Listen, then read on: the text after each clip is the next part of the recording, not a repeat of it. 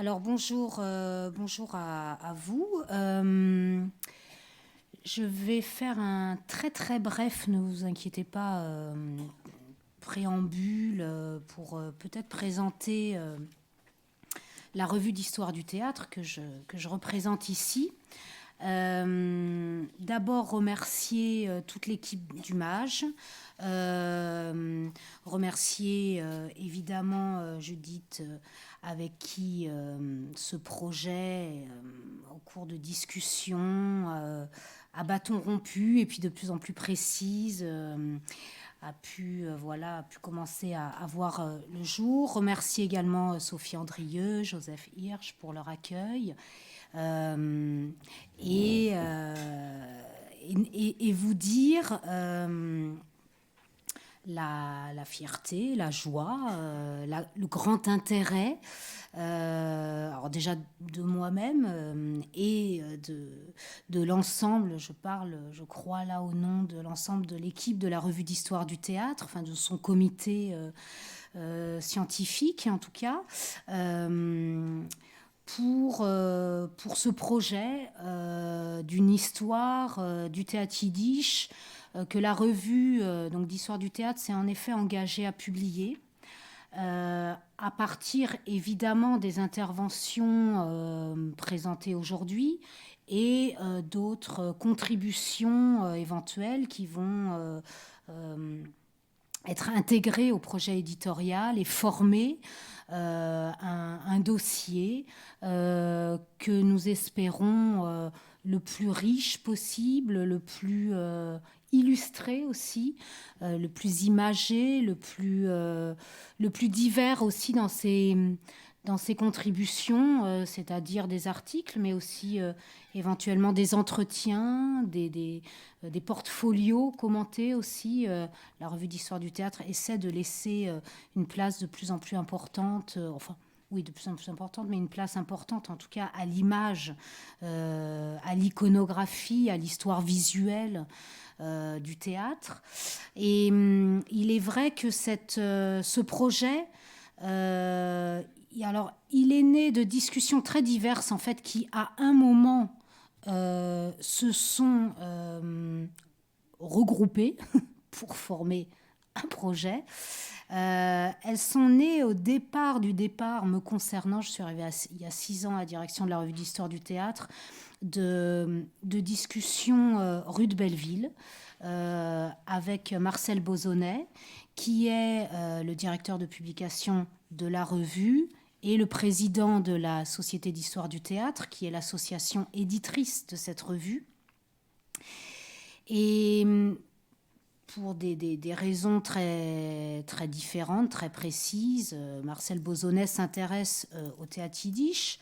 Et puis nous étions rue de Belleville aussi, je précise, je ne divulguerai pas l'adresse personnelle de Marcel Bozonnet, mais il s'avère que rue de Belleville, juste à côté du café où nous conversions, il y a ce qui est maintenant une pharmacie qui s'appelle la pharmacie du théâtre, qui était anciennement un théâtre yiddish dont l'histoire reste à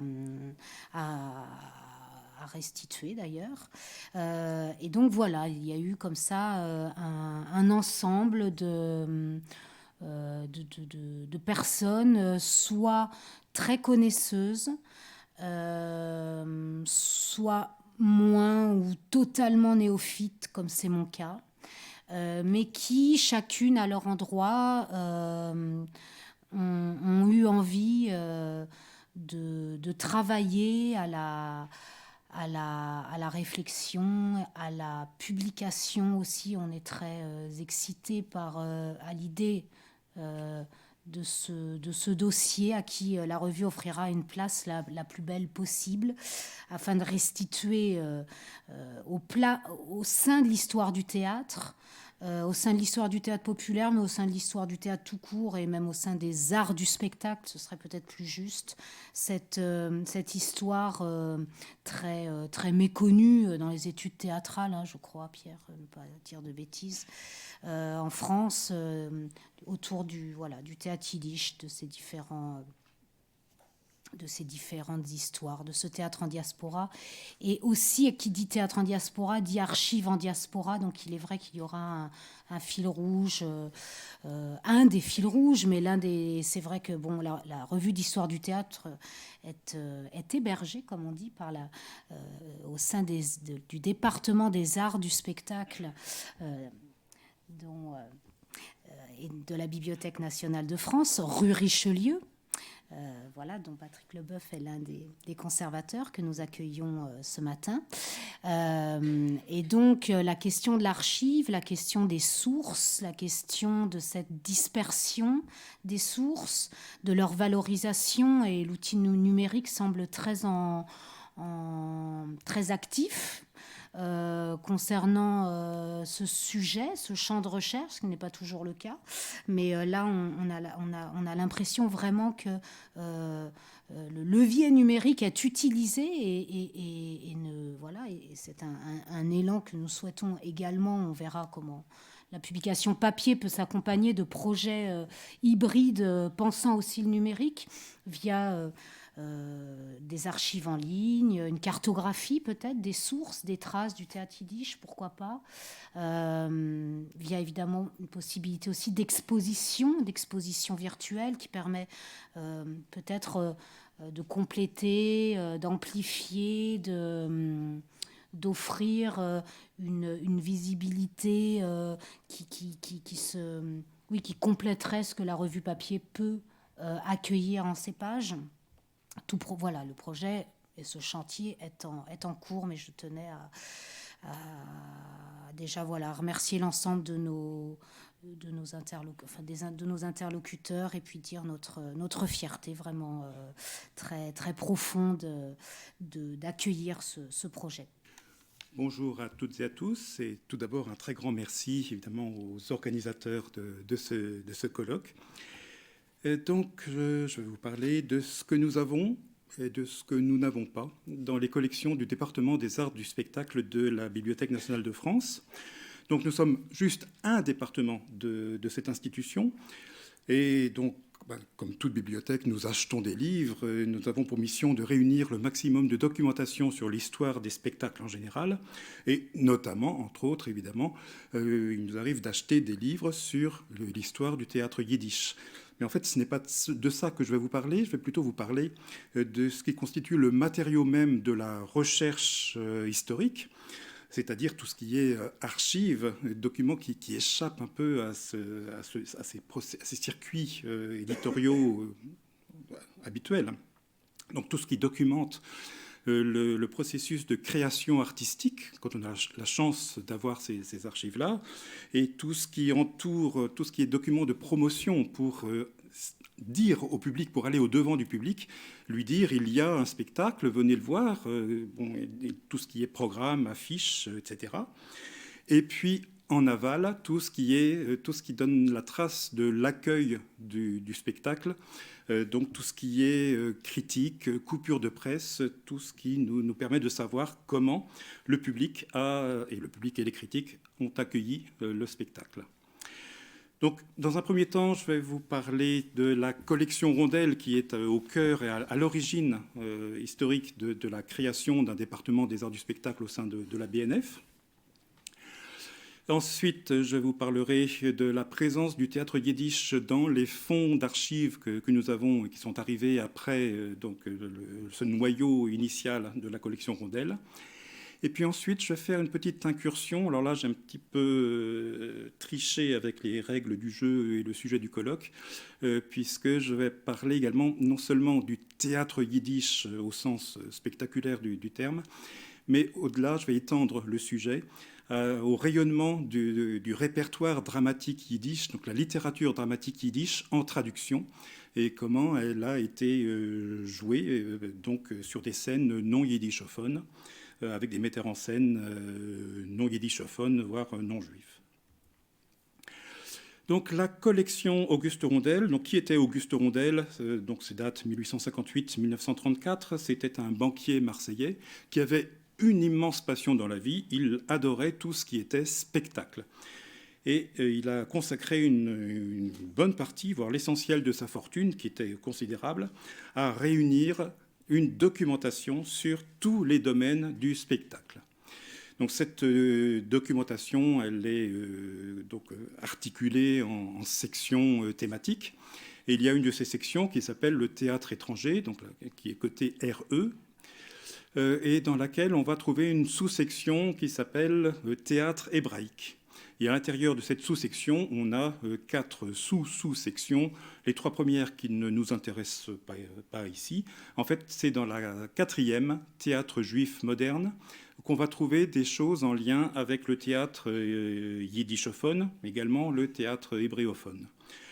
On va trouver des éditions de textes dramatiques, souvent en traduction d'ailleurs. En fait, il n'y a pas un seul texte en yiddish dans la collection Rondel.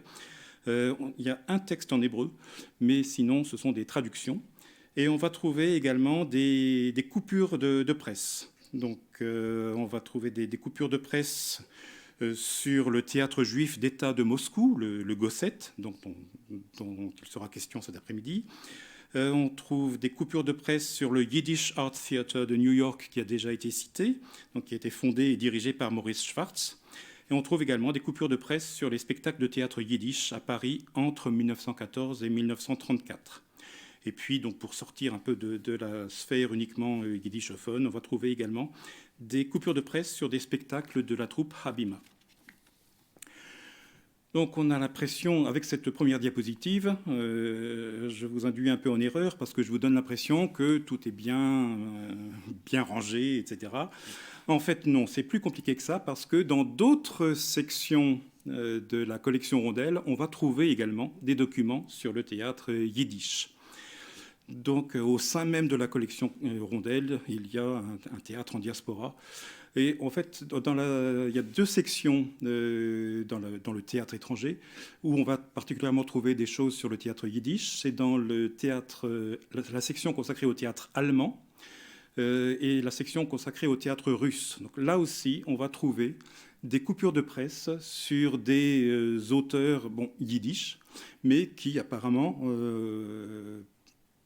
peut-être par Rondel lui-même, mais en tout cas par les personnes qui ont organisé sa collection, ont été considérés comme avant tout allemands et russes. Donc on va trouver des choses sur Peretz Hirschbein, sur Sholem H, Isaac Leib Peretz et sur le Gosset. En fait, plutôt sur le fondateur du Gosset, Alexandre Granovski. Dans d'autres sections que la section théâtre étranger, on va trouver alors quelques petites choses, mais c'est vraiment très, très mineur, sur des spectacles de marionnettes, donc avant Hackelbackel. On va trouver également, oui, c'est là qu'on va trouver des choses sur le Gosset.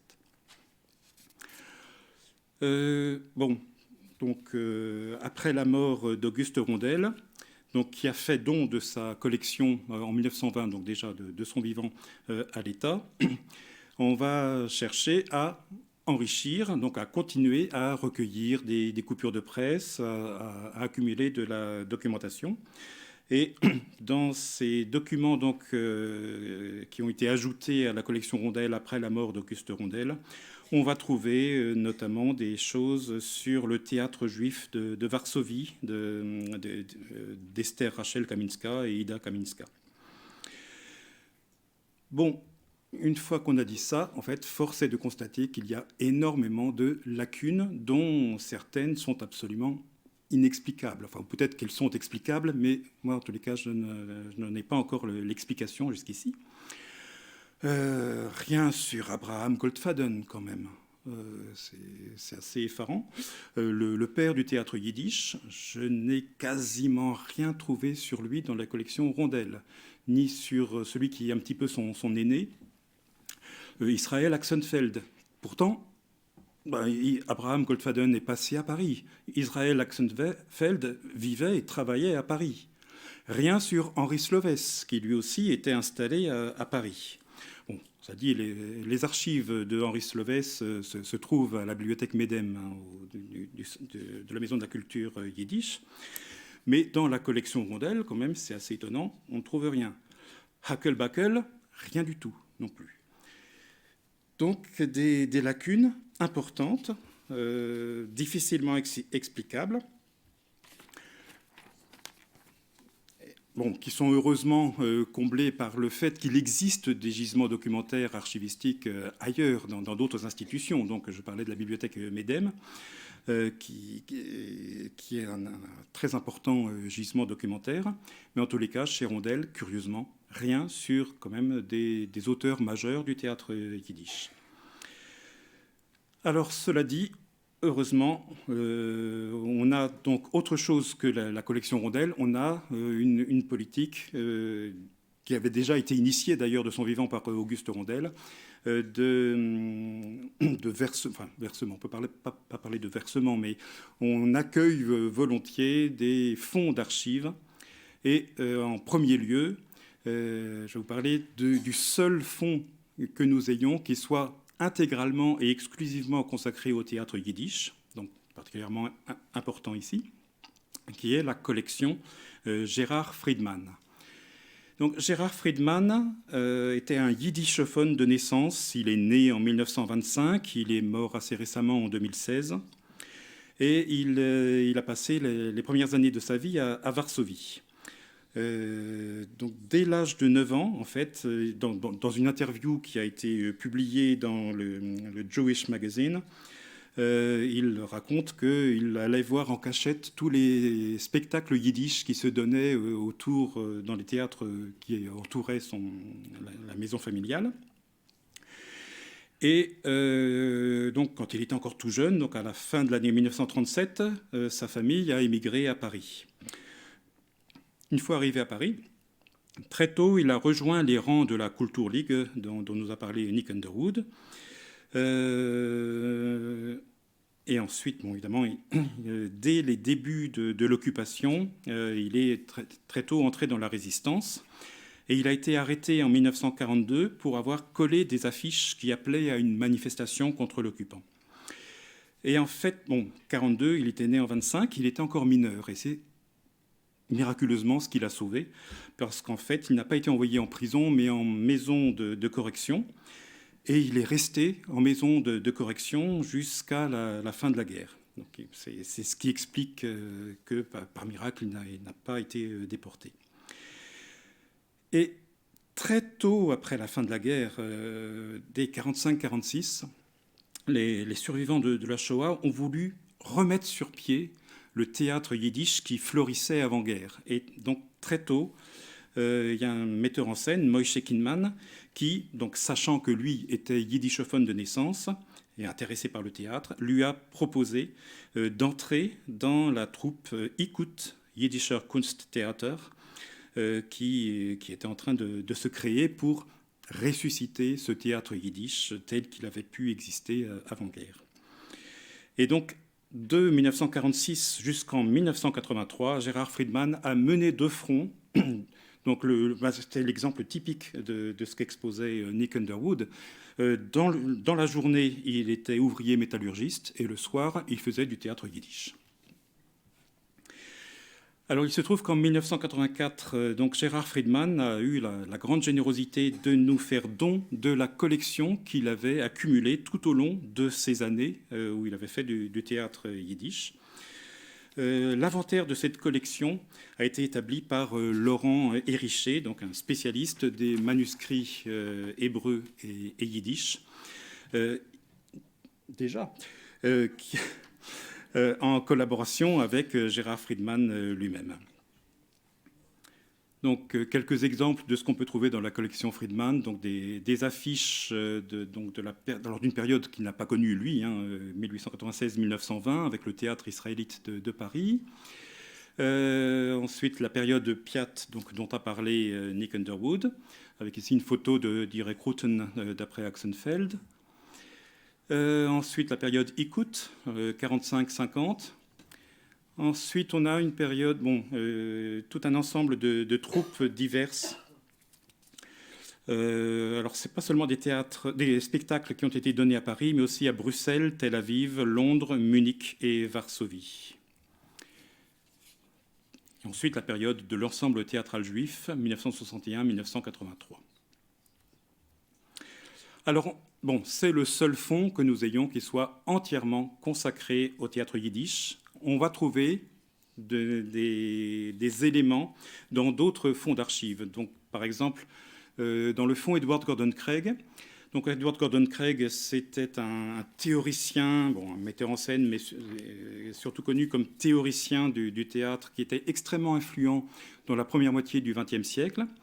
Et il se trouve qu'en 1935, Craig est allé à Moscou, où il a vu la production du Roi Lear par Le Gossette, en traduction yiddish par le poète Samuel Alkin. Et il s'est pris de passion pour ce spectacle, à tel point qu'il est allé le voir 4 fois.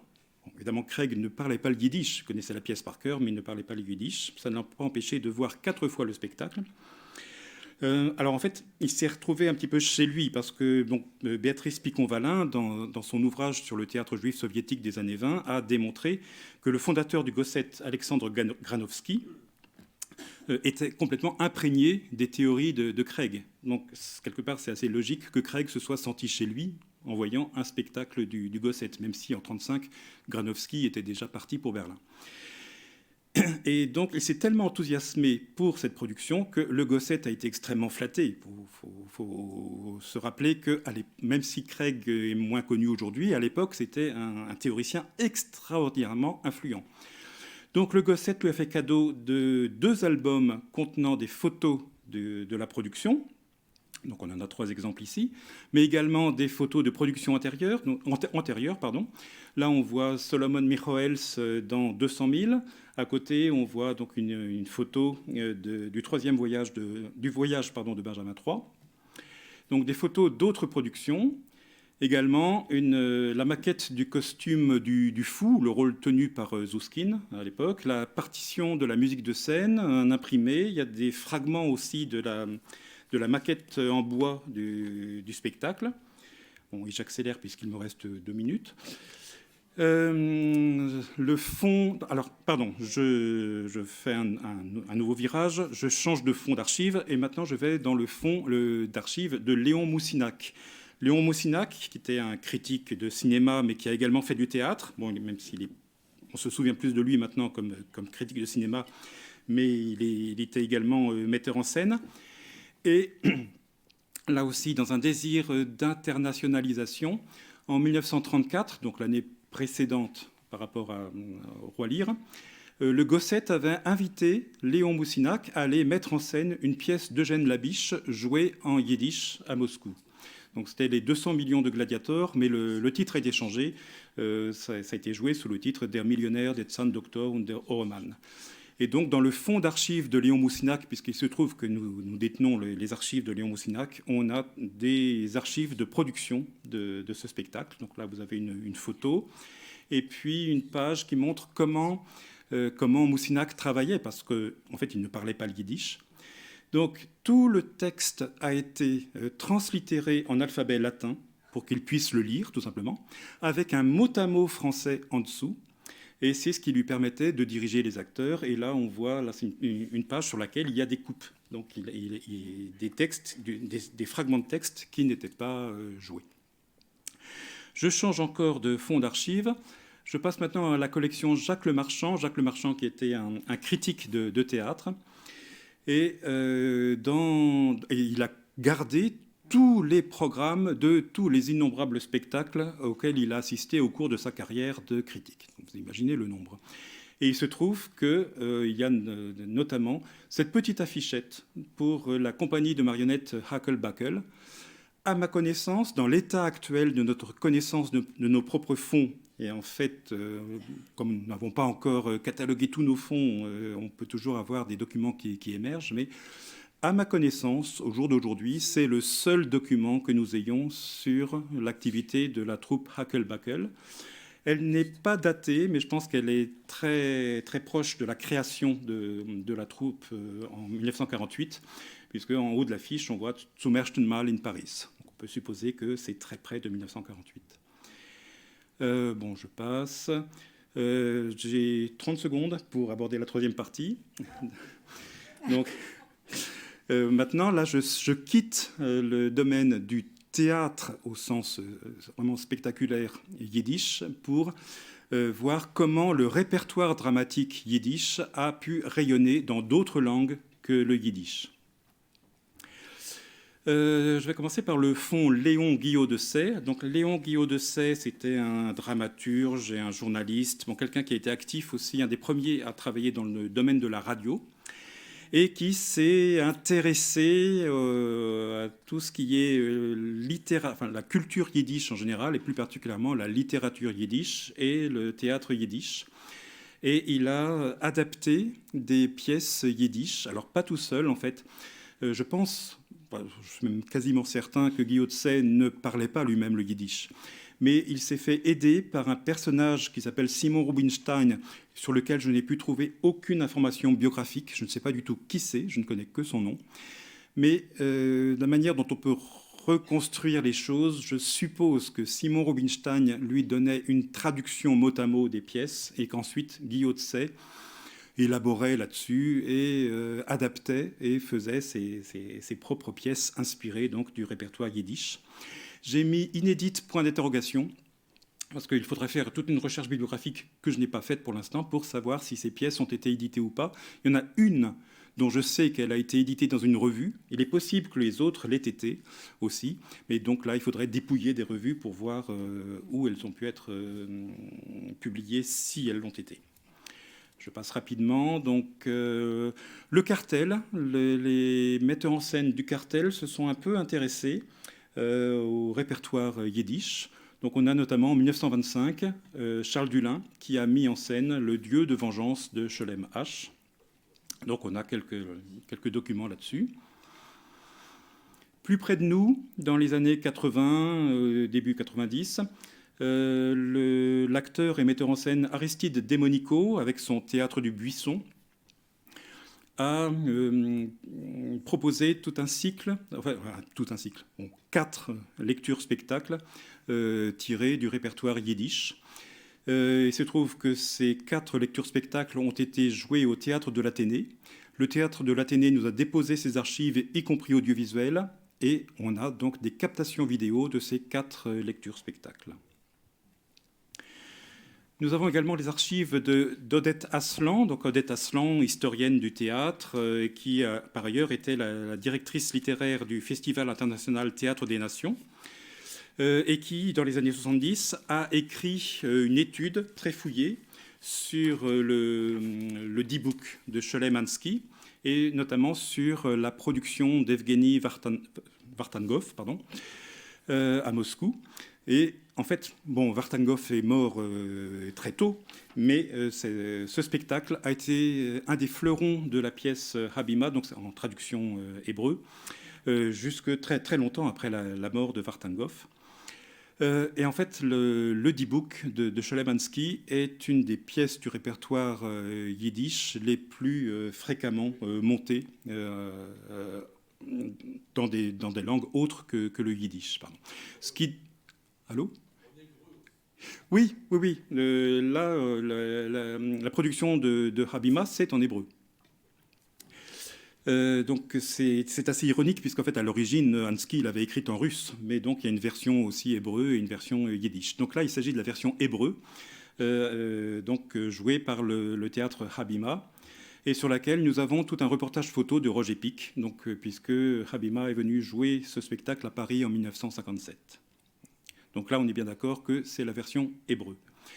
On retrouve le cartel avec Gaston Batty qui a monté en 1928 le D-Book dans la traduction de Marie-Thérèse Körner. Et là, donc, nous avons tout le manuscrit de mise en scène, donc avec tous les petits croquis et toutes les indications de jeu. J'accélère parce que j'ai dépassé mon temps. Donc en 1977, une autre traduction, Nina Gurfinkel et Arié Mambouche, au Théâtre en Rond avec André Villiers. Bon. Je saute directement à la conclusion pour dire que donc il y a quelques pièces qui sont intéressantes, importantes, que nous sommes fiers de détenir. Donc par exemple cette magnifique maquette du costume du fou par Alexandre Tischler dans la production du Roi Lear. Mais surtout, nous avons énormément de lacunes. Et en fait, en préparant cette intervention, je me suis rendu compte avec effroi que, en fait, il serait absolument impossible d'écrire l'histoire du théâtre yiddish en s'appuyant uniquement sur les sources que nous avons au département des arts du spectacle de la BNF. Alors c'est vrai de tout sujet. Il faut bien sûr juxtaposer des sources différentes. Évidemment, aller chercher les gisements documentaires là où ils sont. Mais c'est particulièrement vrai et frappant pour le théâtre yiddish. Donc il est absolument nécessaire d'être en complémentarité avec d'autres institutions. Là, je pense tout particulièrement à la bibliothèque MEDEM, donc il y a des fonds d'archives extrêmement importants et intéressants. Donc c'est pour moi une inquiétude pour les chercheurs d'aujourd'hui qui n'ont pas les matériaux pour étudier le passé. Et en prospective, je suis aussi inquiet parce que nous n'avons rien ou quasiment rien sur le théâtre yiddish d'aujourd'hui. Donc les chercheurs de demain, il faudra qu'ils se tournent vers d'autres institutions. Je pense particulièrement à la troupe Träum Theater de Charlotte Messer. Nous n'avons rien sur les activités de cette troupe. Alors c'est une troupe amateur. En fait, beaucoup de problématiques viennent de là. C'est la même problématique que nous avons pour tout ce qui est théâtre en langue dite minoritaire. Souvent, ce théâtre est porté par des troupes amateurs et nous n'avons pas de documentation. Donc, sauf dons exceptionnels comme la collection Gérard Friedman. Gérard Friedman, c'est un exemple type de troupe amateur. Bon, de documentation sur une troupe amateur sur laquelle, sans Gérard Friedman, nous n'aurions rien. Donc je pense au Träum Theater de Charlotte Messer, je pense au Luft Theater de Raphaël Goldwasser. Bon, mon espoir, c'est que, bon, comme le Träum Theater travaille en lien avec la Maison de la Culture Yiddish, bon, je pense qu'il y aura des choses à la bibliothèque MEDEM, mais en fait, nous n'avons rien. Donc c'est toute une histoire comme ça à trous qu'on peut faire des archives, donc un théâtre en diaspora, archives en diaspora, où aller trouver les gisements documentaires et difficultés pour le travail du chercheur, le travail de l'historien. Excusez-moi d'avoir dépassé mon temps.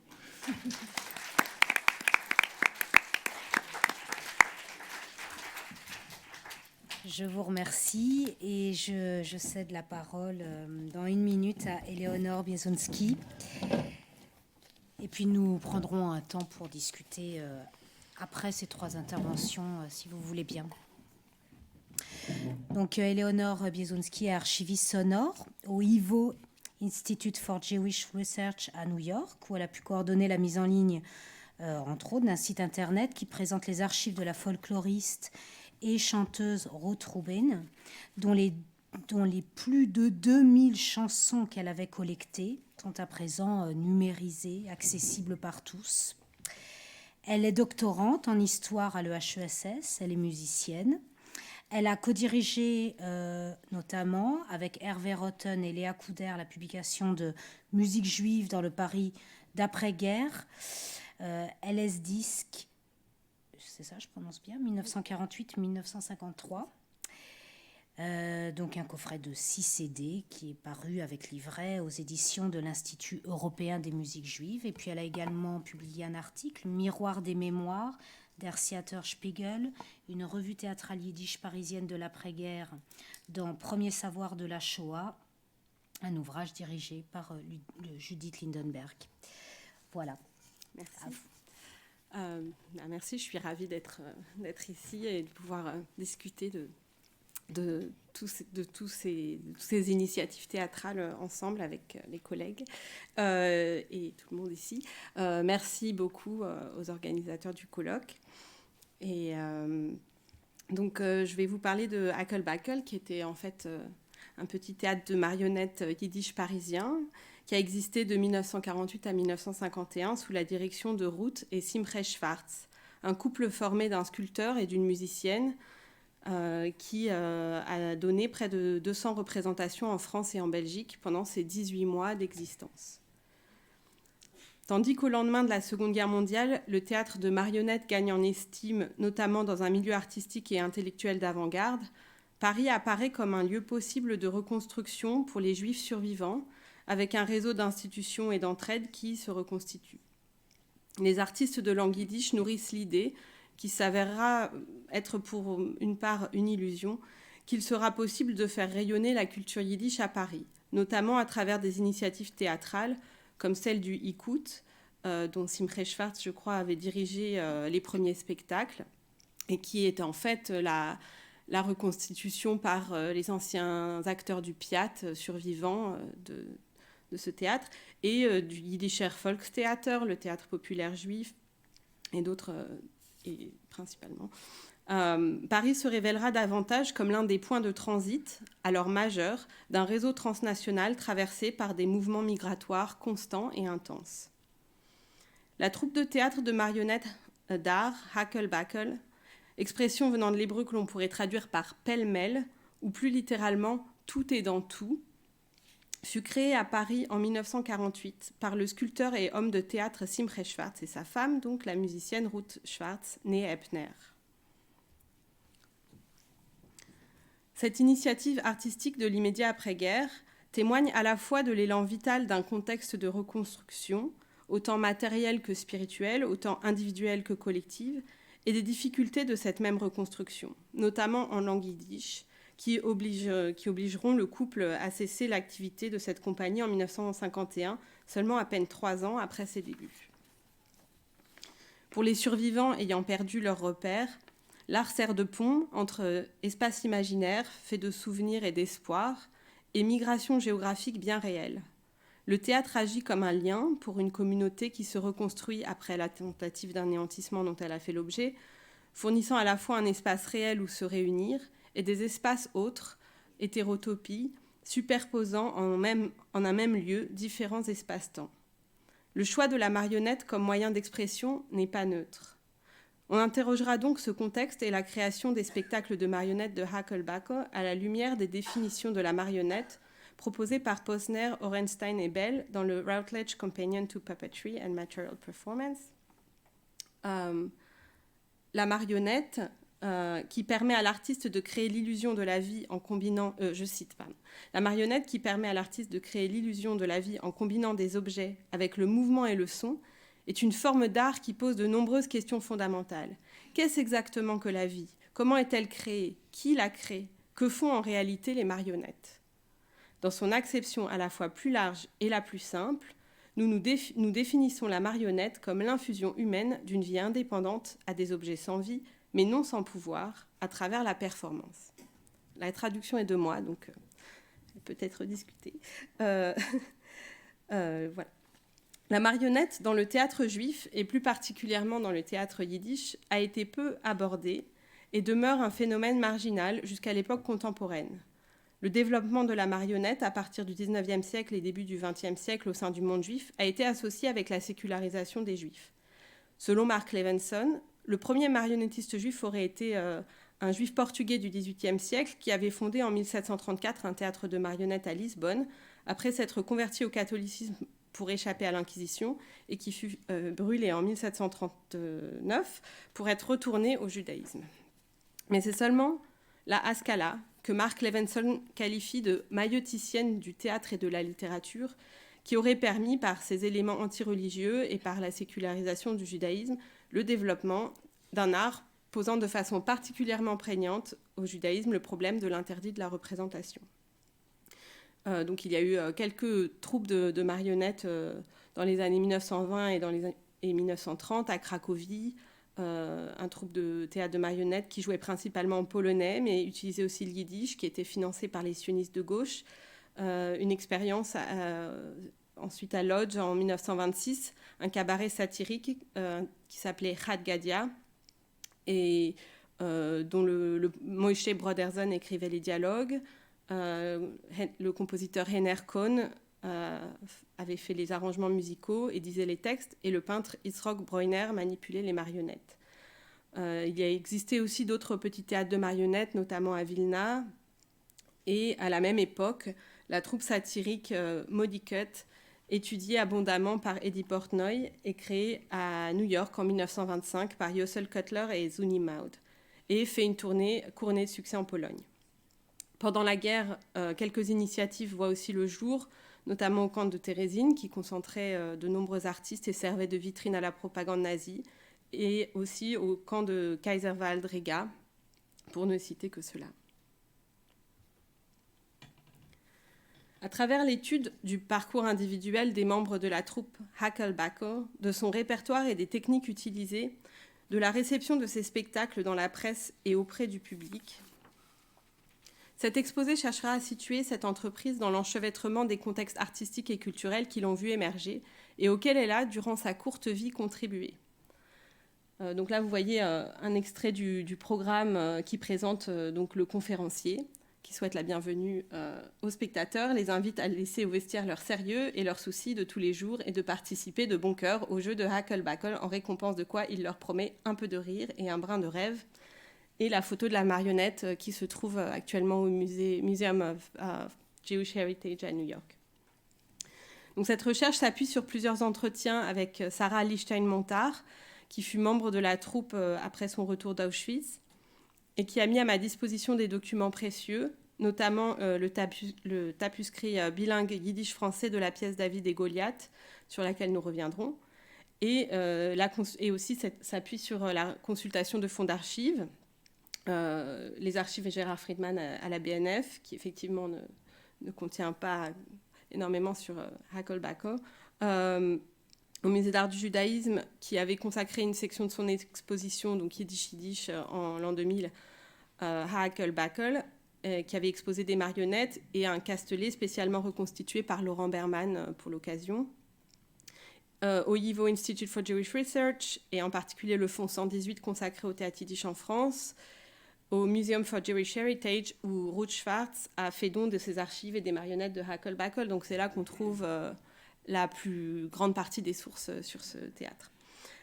Quelques documents conservés dans les archives du Jewish Labour Committee m'ont été transmises par Constance Paris de la Bollardière, que je remercie chaleureusement, et au Centre de documentation juive contemporaine du Mémorial de la Shoah. Cette recherche a été soutenue par la Fondation de la mémoire de la Shoah, et en particulier, je remercie Annette Viviorca et Dominique Trimbur, grâce à qui j'avais obtenu une bourse doctorale pendant 2 ans. Voilà. Donc, je vais vous présenter maintenant les membres de la troupe. Et en premier lieu, Simche Schwartz, artiste né en 1900 dans un shtetl près de Iași, en Roumanie. Il émigre vers Paris en 1936. Dans le programme d'une exposition de sculptures au Centre Rachi, de ses propres sculptures au Centre Rachi en 1977, 3 ans après la mort du sculpteur et homme de théâtre, l'écrivain Manes Sperber décrit sa rencontre avec Simche Schwartz en 1941 à Nice, chez des amis. Il dépeint la figure de l'homme, je cite, comme charpenté par un cubiste, puis façonné par un expressionniste. Et il raconte les heures qu'ils avaient passées à chanter d'innombrables chansons que Sim et lui connaissaient. Il le décrit, je cite, comme un juif méridional dont le yiddish ressemblait le plus au yiddish riche et vigoureux que répandaient les troupes itinérantes du premier théâtre yiddish, celui de Goldfaden, et comme un homme orchestre. En effet, Sim Schwartz était à la fois poète, traducteur de poèmes, directeur de troupe et metteur en scène, acteur, chanteur et sculpteur. On apprend par ce texte de Manes Sperber que Sim Schwartz expose ses premières sculptures à Bucarest en 1926 et y fonde un théâtre satirique, le Caméléon. Salomon Michoels, le grand acteur et directeur du Théâtre des artistes de Moscou, l'invite à le rejoindre, après avoir recruté quelques-uns des élèves acteurs de Simche Schwartz.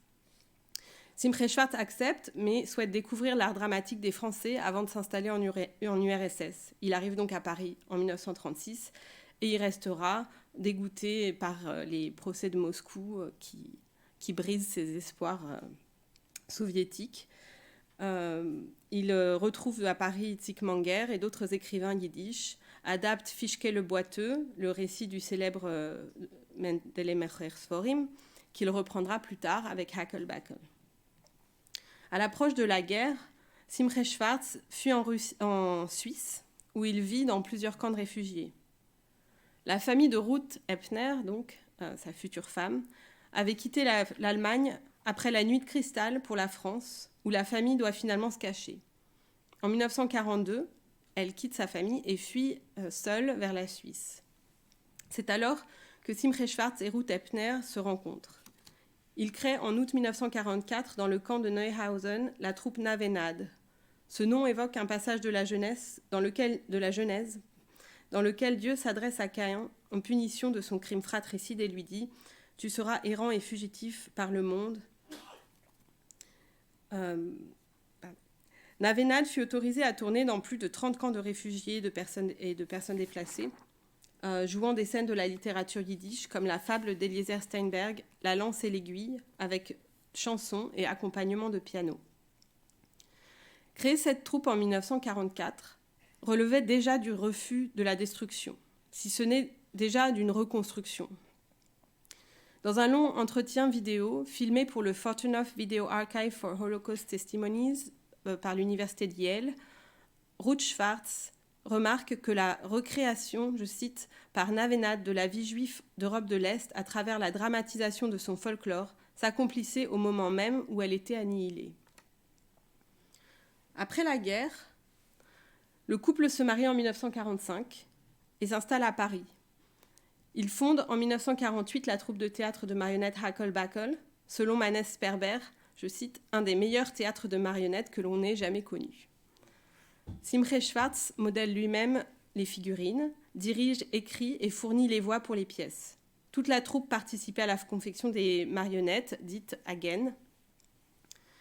Donc, ça, ce sont les marionnettes qui ont été données par Ruth Schwartz au Museum of Jewish Heritage. Les têtes étaient faites en papier mâché, puis peintes, enfin une partie d'entre elles seulement. Le cou, fait avec un tube en carton, permettait de placer un doigt, et au bout des bras, il fallait aussi placer les mains, elles aussi en papier mâché. Les manipulateurs glissaient donc la main dans les marionnettes et tenaient les bras en l'air pendant la durée du spectacle.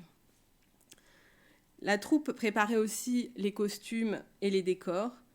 La musique était composée ou adaptée et harmonisée à partir des mélodies traditionnelles par Ruth Schwartz. Outre le couple fondateur, la troupe était composée d'une pianiste, soliste de la radio, comme on peut le lire sur cette page du programme, qui devint par la suite professeure de piano, Hélène Boski, et des marionnettistes Benjamin Levin et Sarah Lichstein. J'ai eu la chance d'interviewer Sarah Lichstein-Montard à plusieurs reprises, et je remercie sa fille d'avoir fait le déplacement aujourd'hui et d'être présente. Sarah, donc Lichstein-Montard, née en 1928 en Pologne. Oui, malheureusement, Sarah ne peut pas se déplacer, mais je suis toujours en contact. Donc, elle est née en 1928 en Pologne, avait immigré avec ses parents en France en 1930. Et en 1942, elle est prise avec sa mère dans la rafle du Veldiv et déportée à Auschwitz. Elle survit à la marche de la mort et après un séjour à Bergen-Belsen, parvient à rejoindre à nouveau Paris. Son père, un intellectuel, journaliste, poète, enseignant de yiddish, éditeur de la revue anarchiste Freie Horizonten, fréquentait les milieux artistiques. C'est lui qui lui présente Simche Schwartz.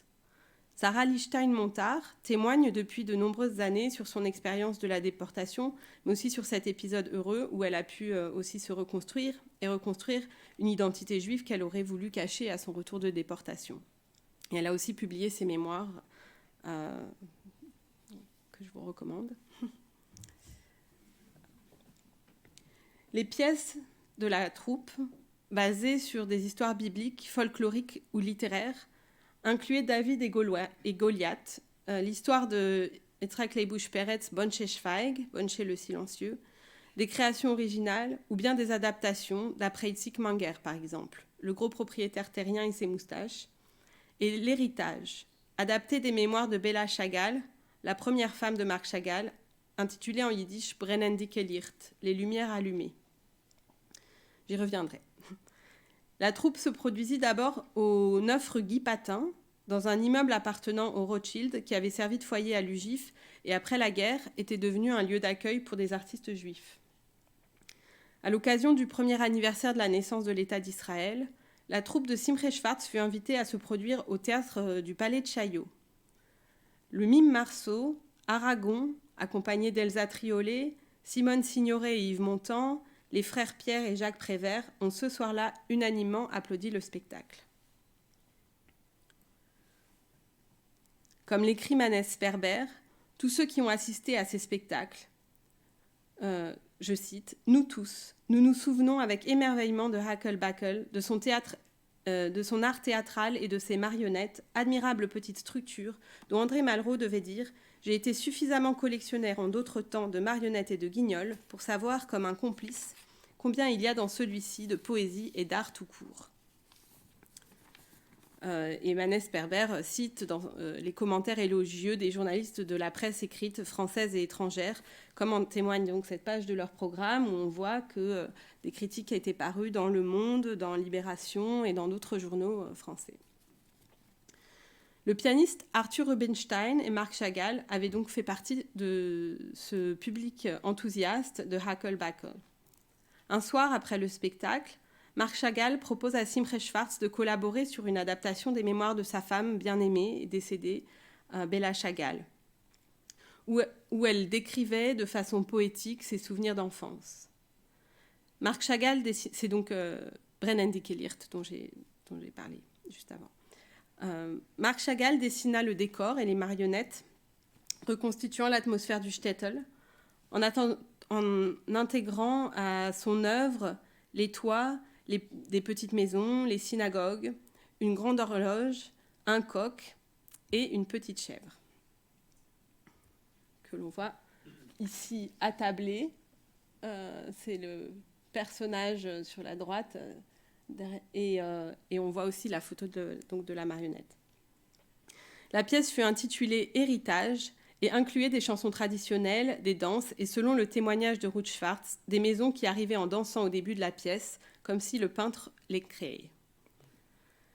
En 1951, la pièce David et Goliath fut filmée pour la télévision française. Un film de la version yiddish de cette pièce, avec le soutien du Joint Distribution Committee, a apparemment été aussi produit à Paris en 1951. Je n'ai pas trouvé la trace de ces films et je ne suis pas certaine si ce sont deux productions différentes ou la même. Et je ne sais pas si les archives de la télévision française auraient ces films quelque part, mais en tout cas, peut-être. Donc, je n'ai pas réussi à mettre la main dessus pour le moment. Donc, à ce moment-là, le couple Schwartz était hébergé chez le photographe Étienne Bertrand Veil et sa femme Jacqueline Veil dans le 16e arrondissement. C'est là que ces photos ont été prises. Étienne Bertrand Veil s'oriente vers la photo de théâtre, de mime et de danse après sa rencontre avec Marcel Marceau. Il développera par la suite de nouvelles techniques photographiques, les métaformes, jouant sur la vitesse d'ouverture et la lumière pour suggérer le mouvement de la scène dans l'image fixe. Ces photos du tournage de David et Goliath se trouvent aussi au Museum for Jewish Heritage et sa collection, elle se trouve en partie à la BNF et dans des collections privées aussi. Et en fait, il s'est avéré que c'était le grand-père d'une très bonne amie à moi, donc j'ai pu interviewer sa veuve. Et je remercie mon amie Éléonore aussi, Éléonore Veil. Donc la pièce David et Goliath, tout comme d'autres pièces présentées par Hackle-Backle, témoigne de cet effort de reconstruction de l'estime de soi d'après-guerre, avec cette histoire biblique racontant la victoire du valeureux et moral David, un pâtre juif musicien, sur le Philistin Goliath qui lui avait volé ses chèvres tant aimées. Itzik Manger, qui assista à certaines représentations, fut très fier de se voir représenté sous les traits du futur roi David dans la pièce. Donc, on voit la marionnette là, de David et Goliath, et en fait, c'est Itzik Manger qui a inspiré cette marionnette de David.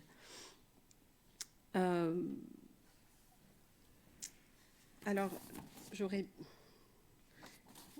combien de temps ?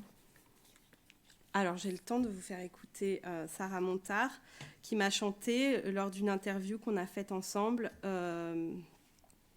une chanson de cette pièce. Donc, pour le son, j'espère que ça va marcher. Voilà. Alors, ça commence comme ça. Meine Schäferlach schlafen in stiller Nacht, no du's nicht kein Ruhe, meine Schomme. Ich will morgen die Berichtim beweisen, mein Macht. Hotschi, Hopfeind, Melchome.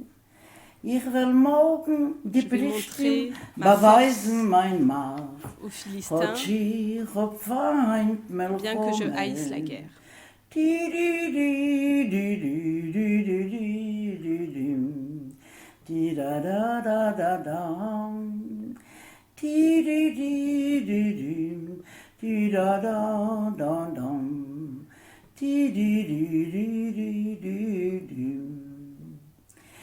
Goliath ist mächtig, die Pelishtim a Sach, und ich bin a Flieg zwischen Fliegen.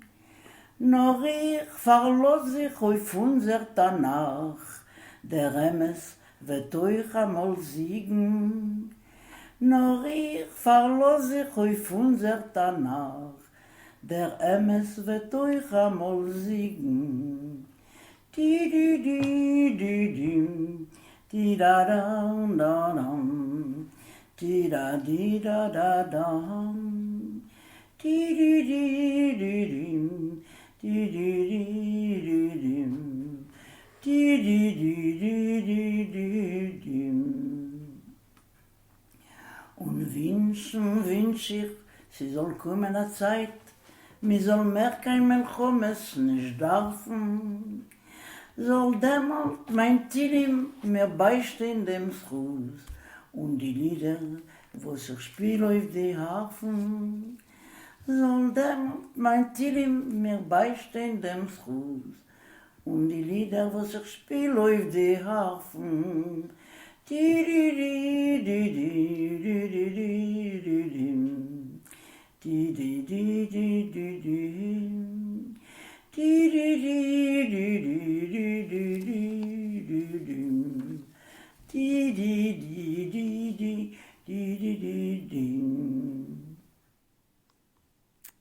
Voilà, donc ça c'était donc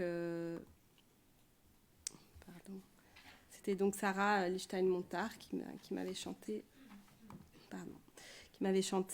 ça lors d'une interview, donc qui permet d'entendre un petit peu quel genre de musique se jouait. C'était un spectacle très musical, en fait. Merci. Et elle m'a aussi chanté des extraits de l'héritage qui termine par une scène de mariage, etc. Donc, en fait, je ne sais plus si je l'ai dit, c'est donc...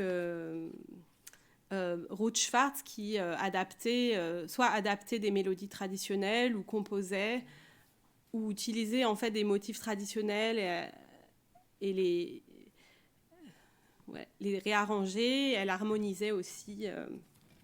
Et donc tout ça était chanté par les marionnettistes et accompagné au piano. Voilà. Il y a aussi un enregistrement sonore en fait de David et Goliath qui existe au Museum for Jewish Heritage. C'est une cassette que j'avais pu écouter il y a quelques années. Et donc, je ne suis pas sûre si c'est un enregistrement de spectacle ou si c'est un enregistrement qui a été fait au moment du tournage. Voilà. Et la pièce, je ne sais pas si on peut le voir ici, en fait, est bilingue. Simon, qui est une sorte de narrateur, parle français et les personnages parlent en yiddish. Et on voit que dans ce tapuscrit, donc on voit que la translittération du yiddish est vraiment faite à la polonaise. Donc voilà, je vais m'approcher de la conclusion. Malgré son succès auprès du public, yiddishophone ou non, la petite troupe ne parvint pas à surmonter ses difficultés financières et a dû cesser son activité. En 1950, les Schwartz tentent d'établir une autre troupe de marionnettes, le Farfadet, avec des productions en français. Ils présentent des adaptations d'histoires d'auteurs comme Anatole France ou Jacques Prévert, mais ils ne rencontrent pas le succès et partent pour Israël, où ils rejoueront les spectacles de Hackelbacker. Mais leur séjour en Israël est aussi de très courte durée. En 1952, ils immigrent à Buenos Aires. Les marionnettes de Hackelbacker connaissent donc une nouvelle vie là-bas avec des spectacles donnés pour des écoles juives. De nouvelles pièces sont créées comme Joseph et ses frères et l'Arbre de vie. Les Schwartz dirigent des colonies de vacances pour les enfants juifs. Simche Schwartz retourne à la sculpture. Il conçoit notamment en 1969 un mémorial aux soldats qui se sont battus dans la guerre d'indépendance d'Israël. Et Ruth Schwartz devient psychologue et écrivaine, psychanalyste, je crois. Après la mort de Simche Schwartz en 1974, Ruth confie donc 17 marionnettes au musée de l'héritage juif de New York, ainsi que des affiches, des textes de spectacles, des programmes et critiques, des photographies et des documents du camp de réfugiés. Comme l'exprime Ruth Schwartz, dans un hommage qu'elle a rédigé en 1977 à l'occasion d'une exposition au Centre Achille des œuvres de son mari, je cite « Simche, ainsi que la plupart d'entre nous, désirait construire son monde en un seul édifice, intégrer son passé, son avenir et son présent en une seule vision directrice. Et dans ce désir, il souffrait les défaites que tous nous souffrons jour après jour dans notre monde disloqué. Étant artiste et homme plein de vie, il ne pouvait concevoir vivre autrement qu'en recommençant toujours, recréant toujours à nouveau son monde en pièces. Pour elle, c'était, je cite à nouveau, ce même besoin de faire revivre le passé par le moyen le plus direct, le plus vivant, qui l'obsédait après l'Holocauste, ainsi que tant d'écrivains et artistes juifs, qui l'amena à créer le théâtre de marionnettes d'art Hakel-Bakel. La démarche de Simche Schwartz, fin de citation. La démarche de Simche Schwartz combinait deux mouvements, celui de créer du neuf d'une part, notamment avec le théâtre, et en particulier la marionnette comme moyen d'expression, et assurer une continuité avec le monde yiddish qui existait auparavant, d'autre part, c'est-à-dire inventer au sein d'une tradition, assurer une continuité malgré la rupture de la Shoah. Se reconstruire soi-même et reconstruire quelque chose de l'ordre de la culture signifiait de faire revivre le passé, comme le dit Ruth Schwartz, l'intégrer au présent, se projeter dans l'avenir. Et dans une certaine mesure, le théâtre permet cela, en transportant en d'autres lieux et d'autres temps le groupe de spectateurs présents dans l'enceinte d'un espace aux configurations infinies. Pour Simche Schwartz, le théâtre de marionnettes, avec son côté grotesque, lyrique et son humour, était un moyen de perpétuer le théâtre yiddish, et comme il l'écrivit lui-même dans une lettre en yiddish présentant son projet en septembre 1948, je cite, « Dans notre combat pour exister, les marionnettes parlent à l'enfant dans l'homme. » Et je m'arrêterai là. Merci.